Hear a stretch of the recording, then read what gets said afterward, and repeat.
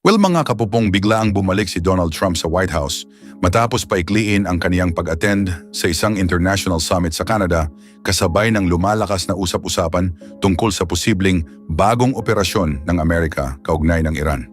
Agad itong naging sentro ng atensyon sa Washington matapos lumabas ang mga ulat na nagkaroon ng serye ng high-level meetings sa loob ng White House tungkol sa sitwasyon sa Middle East. Ayon sa ilang representatives na pamilyar sa usapan, pinag-aaralan umano ng mga opisyal ng Amerika ang iba't ibang plano sakaling magpatuloy ang pagtaas ng tensyon sa rehiyon. Kabilang umano sa mga dumalo sa closed-door discussions sina Secretary of State Marco Rubio at Defense Secretary Pete Hegseth. Hindi man nagbigay ng kumpletong detalye ang White House, malinaw na masusing minomonitor ng Amerika ang bawat galaw sa rehiyon. Sa mga oras mga kapupong na paalis si Trump mula sa summit, sinabi niyang kailangang tutukan agad ang sitwasyon dahil mahalaga umano ang seguridad ng Estados Unidos at ng kanilang mga kaalyado. Hindi na siya nagbigay pa ng karagdagang impormasyon, ngunit sapat iyon upang lumakas ang espekulasyon na may malalaking plano ng inihahanda ang administrasyon. Kasabay nito, patuloy ring umiinit ang tensyon sa pagitan ng Iran at Israel. Maraming bansa ang nananawagan ng maingat na pag-uusap upang hindi na humantong sa mas malaking sagupaan ng sitwasyon. Ayon sa mga eksperto, anumang problema sa rehiyon ay posibleng makaapekto sa pandaigdigang trading at presyo ng oil. Mga kapupong, isa sa pinakamahalagang lugar na binabantayan ngayon ay ang Strait of Hormuz, isang pangunahing ruta ng mga barkong pangdagat na nagdadala ng malaking bahagi ng global energy supply.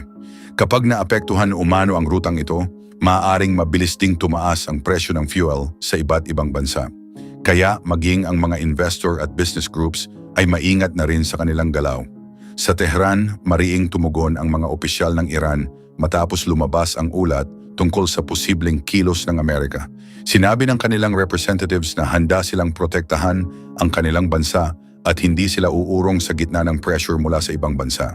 Gayunman, may ilang diplomat pa ring umaasang mananatiling open ang komunikasyon upang hindi lumala ang sitwasyon. Sa Amerika naman mga kapupong, nahati ang opinyon ng ilang mambabatas at political analysts. May ilan na naniniwalang dapat magpakita ng matinding presensya ang Amerika sa rehiyon upang mapanatili ang seguridad ng kanilang mga kaalyado. Ngunit mayroon ding nagsasabing dapat pagtuunan ng pansin ang diplomasya at fair na pag-uusap upang maiwasan ang mas malaking problema. Patuloy ding nakaabang ang financial market sa bawat update mula Washington at Tehran. Bahagyang gumalaw ang presyo ng oil dahil sa pangamba ng mga trader na maaaring maapektuhan ang global supply kapag nagkaroon ng mas seryosong tensyon sa Middle East. Sa mga oras, mga kapupong, na patuloy na umiikot ang mga ulat, maraming ordinaryong mamamayan sa rehiyon ang umaasang hindi hahantong sa mas malawak na sagupaan ng sitwasyon. Para sa maraming eksperto, mahalaga pa ring manaig ang diplomasya dahil anumang maling desisyon ay maaaring magkaroon ng malaking epekto hindi lamang sa Middle East, kundi maging sa ibang bahagi ng mundo, kabilang ang Europe at Asia. Patuloy namang nag-warning ang ilang international organizations tungkol sa posibleng epekto nito sa ekonomiya, transportation at pandaigdigang trading.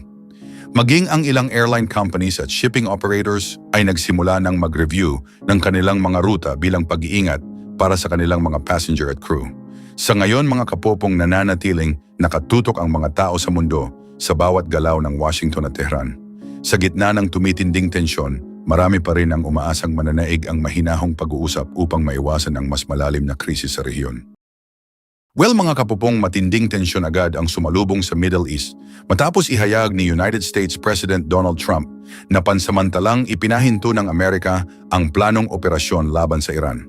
Ayon kay Trump, humiling ng dagdag na panahon ang ilang bansang Gulf tulad ng Qatar, Saudi Arabia at United Arab Emirates upang mabigyan pa ng pagkakataon ang diplomatic talks bago tuluyang lumawak ang sagupaan sa rehiyon.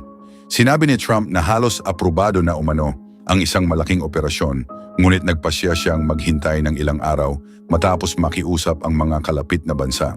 Para sa maraming eksperto, malinaw na nais iwasan ng mga bansang Gulf ang anumang sitwasyong maaaring makaapekto sa stability ng Middle East. Sa mga oras mga kapopong na nagpapatuloy ang tensyon, nananatiling sentro ng pag-aalala ang Strait of Hormuz, isa sa pinakamahalagang ruta ng global trading ng oil at iba pang produkto. Dahil sa mga limitasyon sa galaw ng mga barko, naapektuhan ang transportation ng supply sa iba't ibang bansa. Tumaas din ang presyo ng energy sa ilang bahagi ng Europe at Asia dahil sa pangamba ng merkado. Nag-warning naman ang ilang opisyal ng Iran na handa silang tumugon sa anumang posibleng kilos mula sa ibang bansa. Gayunman, sinabi rin ng Iranian President Masoud Pezeshkian na hindi dapat ituring na kahinaan ang pagpapatuloy ng diplomatic discussions. Ayon sa kanya, nais pa rin ng Iran ng maayos na usapan ngunit patuloy nilang poprotektahan ang kanilang pambansang interes. Sa Washington, mga kapupong, nagsagawa ng emergency meetings ang White House kasama ang matataas na opisyal ng defense at intelligence agencies. Kabilang sa mga dumating sa pag-attend ng pagpupulong, sina Secretary of State Marco Rubio, Defense Secretary Pete Hegseth, CIA Director John Ratcliffe at General Dan Kane. Pinag-usapan umano ng grupo ang mga posibleng plano ng Amerika sakaling hindi magtagumpay ang negotiations. Sa mga oras na sinusubukan ng Amerika at Iran na ipagpatuloy ang usapan, aktibo ring nakikipag-ugnayan ang Qatar at United Arab Emirates sa magkabilang panig. Ayon sa diplomatic representatives, nais ng mga leader sa Gulf na mapanatili ang balance sa rehiyon upang hindi maapektuhan ang negosyo, turismo, investments at trading routes. Patuloy mga kapupong ding nakaalerto ang ilang American Naval Forces at military aircraft sa rehiyon. Pinalakas din ng ibang bansa ang seguridad sa mga paliparan, energy facilities at mga pangunahing pantalan. Bagamat sinabi ni Trump na umaasa siyang magkakaroon ng mapayapang resulta, nilinaw niyang handa pa rin ang Amerika sa anumang posibleng mangyari.